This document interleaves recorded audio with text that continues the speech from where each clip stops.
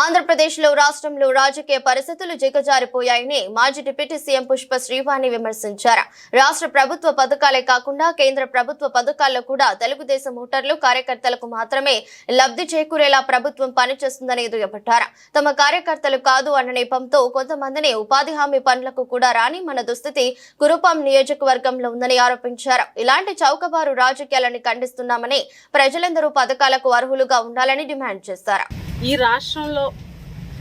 రాజకీయ పరిస్థితులు ఎంత దిగజారిపోయాయి అంటే ఈ కూటమి ప్రభుత్వంలో కేవలం కూటమిలో ఉన్న వాళ్ళు మాత్రమే లబ్ధిదారులు అన్నట్టు, కూటమికి ఓటేసిన వాళ్ళు మాత్రమే ప్రజలు అన్నట్టు, వేరే ఇతర పార్టీ వాళ్ళైతే, ప్రతిపక్ష పార్టీ వాళ్ళైతే, వైఎస్ఆర్ కాంగ్రెస్ పార్టీ వాళ్ళైతే వాళ్ళకి ఎటువంటి బెనిఫిట్స్ చేకూర్చకుండా వాళ్ళని ఇబ్బంది పెట్టేటువంటి పరిస్థితులు రోజు రోజుకి పెరిగిపోతున్నటువంటి సందర్భం మనం చూసాం. ఈరోజు నా నియోజకవర్గంలో జిఎం వలస మండలంలోని జోగుల్డమ్మ పంచాయతీలో ఏదైతే ఉపాధి హామీకి సంబంధించినటువంటి పనులు జరుగుతున్నాయో ఆ ఉపాధి హామీ పనుల్లో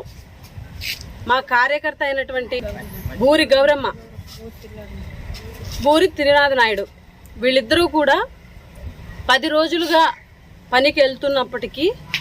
అక్కడ ఉన్నటువంటి మేటు, వీళ్ళకి సంబంధించినటువంటి మేట్ ఎవరు అని అంటే శంకర్ బాబు అనే అతను, ఎలకల శంకర్ బాబు అనే అతను వాళ్ళ వైఫ్, ఐ థింక్ వాళ్ళ వైఫ్ కదా మేట్,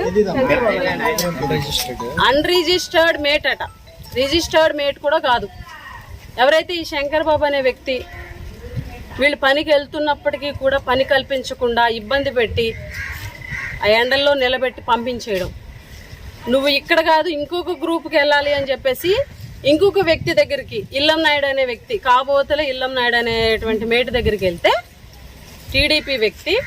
అతను ఏం చెప్పాడు అని అంటే, మా కాళ్ళ మీద పడితే నీకు పని కల్పిస్తాం,